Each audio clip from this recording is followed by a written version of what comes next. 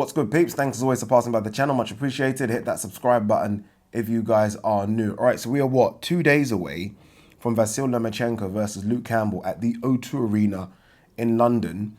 Is it just me, or have you noticed as well that more people are getting behind the idea that Luke Campbell can cause the upset of all fucking upsets? There's definitely been a swing here. I think if you polled 100 people when this fight was first announced or even mentioned, 2-3 months ago, I genuinely believe that you would have got this is not even taking a piss either, by the way. This is being serious. I think 95 people would have said VASYL Lomachenko and maybe 5 Luke Campbell. I think if you ask those same 100 people today, 2 days away from the fight, I feel, look, VASYL Lomachenko would still be a majority, but I think it would be something like 70-30. So there's definitely been a swing. I've noticed it on all the social media platforms. I've spoken to people and they're like, oh, Luke's got a chance, you know. The same people that when this fight was announced almost laughed it off. Somehow, I don't know what's happened in 2 months, but now people are starting to think that Luke Campbell's got a chance. The same thing happened with Anthony Yarde. When that Yarde-Kovalev fight was first mentioned, people actually laughed that fight off. As it got closer and closer and closer, the odds got smaller, smaller and smaller. And those people were all like, my God, Yarde actually could do this. I feel like the same thing's happening with Lomachenko and Luke Campbell. But the difference is, this is Lomachenko. This isn't Kovalev. So, look, I get how there's been a swing. It always happens. I mean, it doesn't help when Sky show fucking Lomachenko playing golf 4 or 5 days before a fight, right? It almost makes him look like he's not serious. It makes him look like he's overconfident. I am not one of those people that have changed my opinions. I said when this fight was first announced that Luke Campbell won't beat VASYL Lomachenko. I done a video a week ago giving Luke Campbell, I think I said a 10% chance. That hasn't changed. I'm not fooled by all the little behind the scenes things, which almost show Lomachenko having fun, Luke Campbell fucking training his ass off. Doesn't work for me. I know how good Lomachenko is. I know how good Luke Campbell is.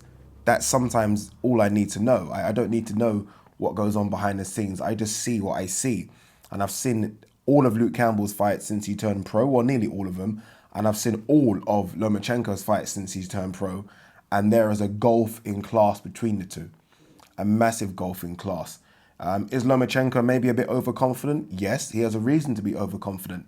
And this guy has had 300, nearly 400 amateur fights and lost 1 and avenged it.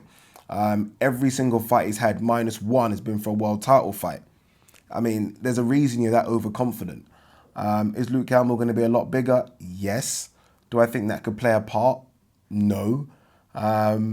So it's going to be an interesting fight. Look, I don't want to shut down Luke Campbell too much and how good I think Luke Campbell is. But again, and I don't want to repeat myself, Lomachenko is a special talent.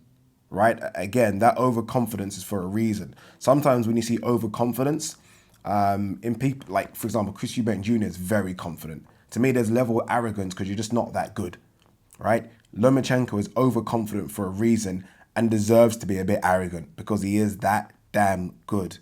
Do you know how many fights Lomachenko's gone into where people were telling me it's going to be a close fight? Nicholas Walters was supposed to be a close fight, by the way. I think people forget that. The Axeman. He was unbeaten. I remember me and Ryan arguing about it because obviously Nicholas Walters is Jamaican.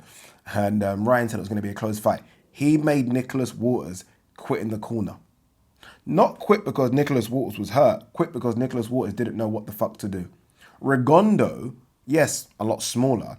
But remember the build-up to that fight. A lot of people were saying, if Rigondeaux catches him, I mean, 2 Olympic gold medalists, blah, blah, blah. Kind of the same thing they're spilling about Luke Campbell now, Olympic gold medalist.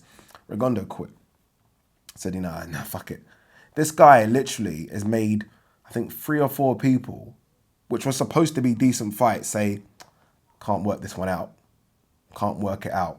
I was trying to think, what kind of style, what kind of boxer in my brain could beat him? I know Salido's beat him, but beat him now. And the only style I think that could really beat him, it isn't even a puncher, by the way. It's someone like a Margarito. If a Margarito was 135 pounds, Margarito could beat him. because Margarito just won't stop walking him down. You almost need someone that won't be intimidated by the fancy footwork, just keep walking you down. And Margarito is the kind of guy I think that could do that and take a punch, right? Margarito can definitely take a punch. Luke Campbell is going to try and have a boxing match with him. And yes, I think people are saying if Luke Campbell stays on the outside, I get all that. But Luke Campbell's going to try and have a boxing match with him. And you can't have a pure boxing match with a guy that has a record in the amateurs of 397-1.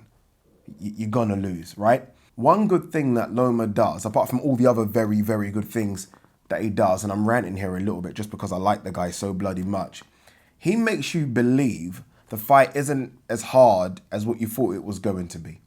And what I mean by that, I've seen Loma set up body shots and I've seen him just tap people to the body. Just tap, right? So he does get to the point where he wants to get, but he just taps it. And as a boxer on the receiving end, you're thinking, oh, his punches don't even hurt that much. He just taps it, taps it. He'll wait a round or two, then go to exactly the same place because you've shown him an opening and bang. That little tap turns into something thunderous and it almost just surprises you. I've even seen him with his footwork. It's almost like he slows down just to make you think that, oh, his footwork isn't fast. Then a round or two later, he does exactly the same move, but I swear to God, he does it like 100 miles per hour faster. It almost leaves you into a false sense of security to think this isn't as hard as I thought it was going to be. And then bang. So rounds 1 and 2, he's having a bit of fun, just, seeing you out. And then rounds 3, 4, 5, if you're still there, it's like a fucking nightmare. It's a nightmare. So I'm not one of those people that are swinging. I'm not changing my opinion on this whatsoever. Luke Campbell will cause some problems early, maybe. And I mean some problems in the sense that it will look close. And then Loma, just because I think he is one of the greatest fighters I've ever seen in my life, will show there's levels to this game. Big levels. Levels, right? Levels. And will just run through the fucking gears and open that tool bag. And like I said before in the other video, when he opens that tool bag and brings out what he's got in that tool bag, you simply do not, will not, cannot, and have not, all the nots, got an answer for it.